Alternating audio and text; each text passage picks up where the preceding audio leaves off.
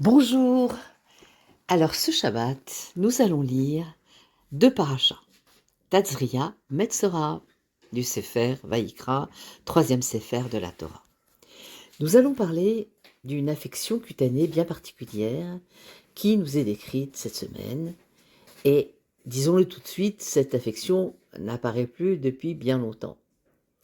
Elle faisait partie de ces prodiges que côtoyaient les hommes et les femmes qui vivaient à la période du Temple. Et si on peut la qualifier de prodige, c'est parce qu'elle n'était pas le résultat de la présence d'un quelconque virus ou d'une bactérie ou autre champignon. Non, cette lésion qui affectait le derme, l'épiderme, était le résultat de ce qu'on appelle directement la médisance, le lachon hara. Et donc, la personne s'était laissée aller à des bavardages aux dépens d'une autre, et se voyait en effet frappée par cette maladie, traduite improprement par lèpre, mais que le texte appellera Natsaraat, appelle Tsaraat, la plaie de lèpre. Donc le malade, lui, s'appelle le Metzora, qui en hébreu est la composante de deux mots, Motzi Ra, littéralement celui qui a fait sortir de lui des mauvaises paroles et qui a bien sûr ne pas pris en compte que nous avons deux barrières à la langue, les lèvres, les dents. Comme dit le proverbe, tourne ta langue 7 fois dans ta bouche avant de sortir des paroles qui sont désobligeantes. Et donc, apparaissait à cette époque du temple une plaie sur la peau. Et donc la règle, quand ces taches apparaissaient, consistait à faire venir le Kohen, qui avait pour mission d'observer la lésion et d'établir si en effet elle correspondait à la description qu'en faisait la Torah.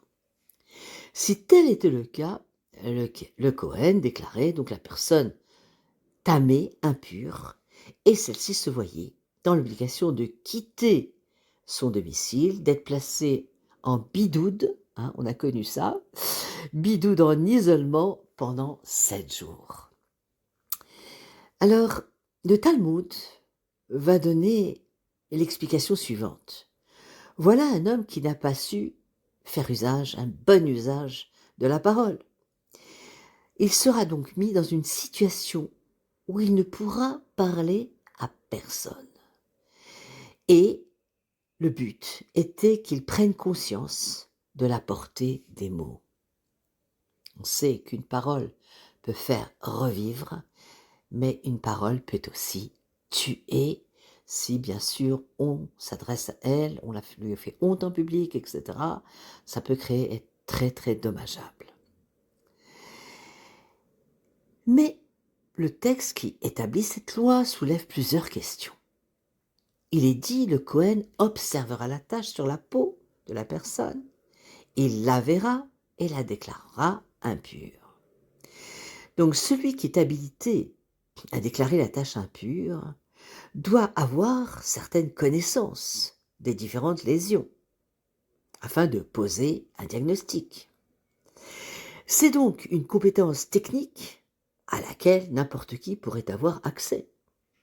Alors, pourquoi seul le Kohen est-il habilité à prononcer le verdict, au point que le Talmud envisage le cas extrême d'un savant qui connaîtrait bien ces sujets, venant accompagné d'un Kohen ignorant auquel il dirait de déclarer la personne impure?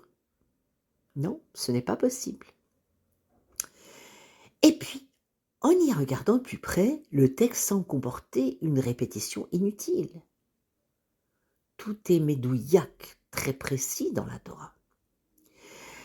Donc, il aurait suffi qu'ils disent « le Kohen observera la tâche et va la déclarer impure ».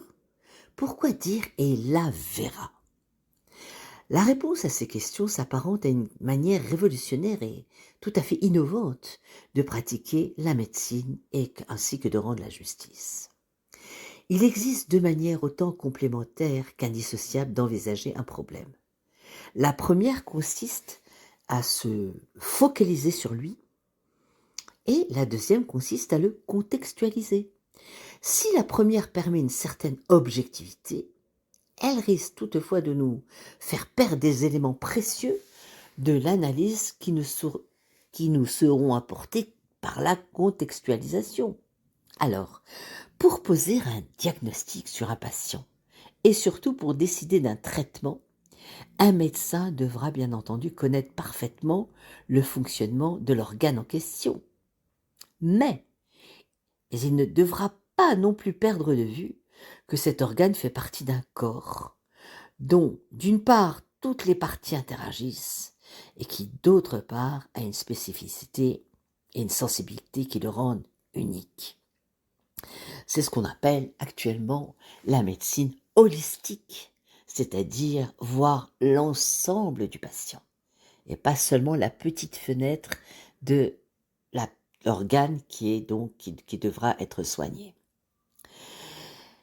Et il en est de même en matière de justice. Un verdict doit s'appliquer à une faute, mais ne saurait faire l'économie du contexte dans lequel elle a été commise. Et c'est cette approche particulière que le texte, par sa répétition, nous invite à adopter.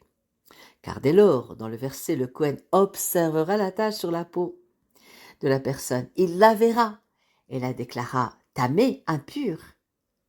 Il la verra ne fait plus référence à la tache, mais bien à la personne. Voit son ensemble, où il en est dans sa vie. Il vient peut-être de se marier. Et on est peut-être dans les Chagim, de Tishri, de Pessar, qu'en est-il? Alors après avoir observé la tâche, il conviendra de s'attarder sur la personne, la considérer dans sa globalité, et surtout pas la réduire à la seule zone de sa lésion. Mais l'idée va encore plus loin. S'intéresser à la personne et pas seulement à la tâche permettra à celui qui prononcera la sentence ou posera un diagnostic de se remplir de ce qui nous manque actuellement terriblement, c'est-à-dire la compassion, l'empathie. Et c'est aussi pour cela que seul le Cohen est habilité à le faire, car parmi ses missions, on sait que le Cohen a celle de bénir, Birkat Kohanim, au cours des prières quotidiennes.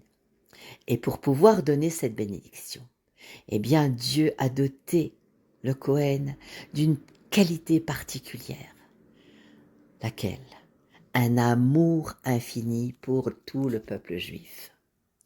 Alors, l'enseignement est ici magistral. La seule personne habilitée à faire des réprimandes à son prochain est celle qui est capable de l'envisager dans sa globalité, de le juger bekafsrout, et qui a pour lui, bien sûr, un amour infini. Et comme c'est marqué dans les Pirkei Avot que nous étudions en cette période du Homer, le Cohen, il est Rodev Shalom, il poursuit la paix. Il Oev et Abriot, il aime les créatures. Et c'est marqué le terme de Bria. S'il n'a pour qualité que celle d'être une créature d'Akadosh Baruch Hu, eh bien, on doit l'aimer pour cela, car il possède une partie du Dieu vivant. Je vous souhaite Shabbat Shalom ou Mevorach.